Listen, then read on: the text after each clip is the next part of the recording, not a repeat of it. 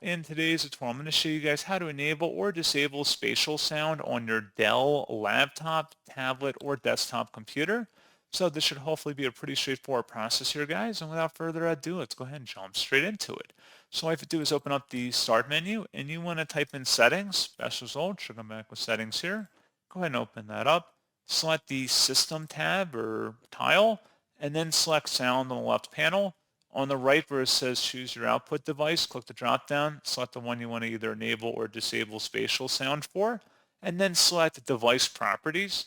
Where it says spatial sound, select your spatial sound format for an immersive audio experience that simulates a more realistic environment. Click the drop down and you can select any of the options listed here, and that's pretty much it. So as always, thank you guys for watching this brief tutorial. I do hope I was able to help you out, and I do look forward to catching you all in the next tutorial. Goodbye.